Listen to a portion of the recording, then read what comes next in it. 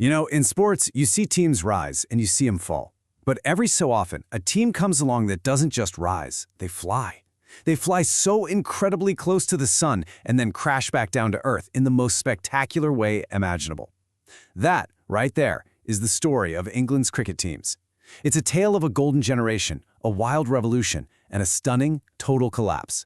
But look, to really get why the fall was so brutal, you've got to understand just how high they flew. And the absolute peak? It was this moment. An impossible, logic-defying performance by one man, Ben Stokes, that basically cemented a summer of pure immortality. So, let's talk about 2019. This wasn't just a good year for English cricket. No. This was the year they basically touched the sun. This was the absolute zenith of the cricketing world. I mean, just think about the sheer dominance here. They win their first ever 50-over World Cup, and they do it in the most insane, dramatic final you could ever imagine. Their opening batting pair of Roy and Bairstow was an absolute juggernaut. And then, as if that wasn't enough, just weeks later they go toe-to-toe with the full-strength Australian side in the Ashes, with Jofra Archer bowling absolute rockets. They were, without a doubt, the most terrifying white ball team on the planet. But the real emotional peak, the moment that felt like something out of a movie, was this. The third Ashes test at Headingley. England gets bowled out for a pathetic 67. They need a record 359 runs to win. It was over. I mean, it was completely, totally over. Except, it wasn't. Ben Stokes plays an innings for the ages, a one-man miracle to literally snatch victory from the jaws of certain defeat. And this quote, man, this just captures the mindset perfectly.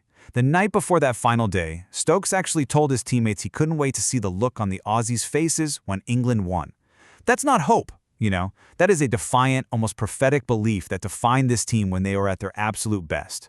But, of course, a peak like that, well, it's hard to stay there forever. And the decline, it didn't start with some big dramatic crash. Nah. It started with these tiny, almost invisible cracks forming just beneath the surface, as this incredible golden generation slowly started to fade. So here's the crucial thing to understand. The formula for winning completely changed. The 2019 team was a machine. It was a system where every single part was humming perfectly. By 2021, yeah, they were still winning, but it felt different. They were relying on these incredible individual moments of genius, not that overwhelming systemic strength that had made them so good.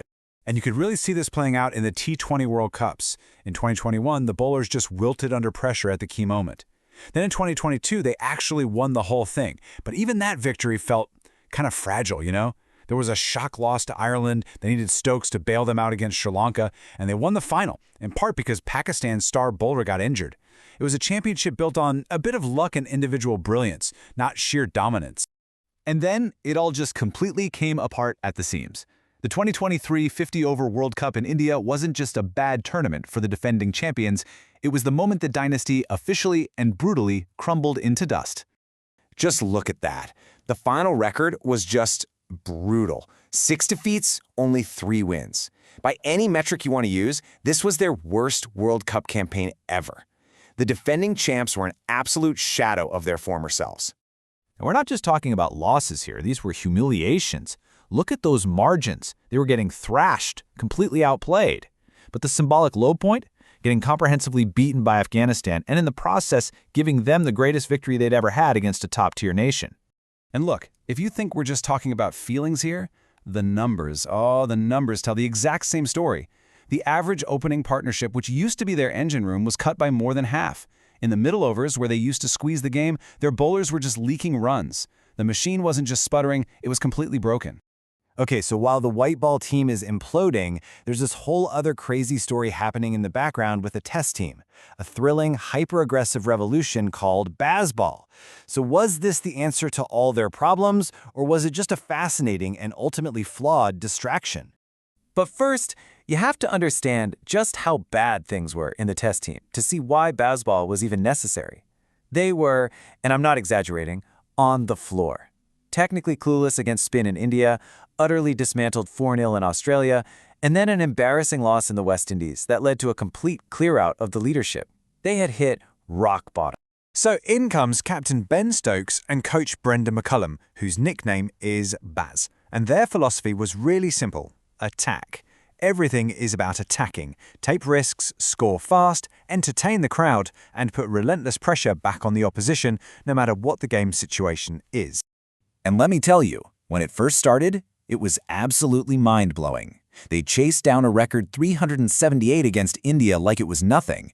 But a duality started to emerge. Was this a real revolution, or was it a brilliant but unsustainable philosophy? Their stubborn refusal to adapt their tactics probably cost them the Ashes in 2023, and when they faced top-quality spin in India in 2024, the whole method was brutally dismantled. It was a style that only seemed to work when conditions were absolutely perfect for it. 434. That number, it really says it all. In the city of Rajkot, India beat England by 434 runs. It was India's biggest ever victory by runs, and it was the exact moment the promise of baseball collided with a very, very harsh reality. So that brings us to the big question. What on earth happened? How did the best white ball team in the world and this revolutionary test side both end up in such a dismal state? Let's bring it all together for the final autopsy. Okay, let's start with the most obvious culprit, the golden generation that powered that 2019 win. They just got old. And they all got old at the same time. Jason Roy, the flamethrower at the top, lost his spark. Bairstow lost his explosiveness. Eoin Morgan, their visionary captain, retired. Ben Stokes stepped away. And Joss Butler, the new captain, couldn't find any form at all. The entire engine room just failed, all at once. But the deeper failure, the one that really stings, came from the system itself. The governing body decided to prioritize a new, shorter tournament called the 100, which basically gutted the domestic 50-over game. So what did that mean? It meant their best players were woefully underprepared for the World Cup. And crucially, while every other team was evolving their strategy, England just stood still. They believed the old magic would last forever. Spoiler alert, it didn't. So what's the final verdict here? Was this collapse just the inevitable end of a brilliant generation, the natural circle of life for a great team? Or was it something worse? A catastrophic failure of the very system that built that dynasty in the first place? That, right there, is the dilemma at the very heart of English cricket's epic fall from grace.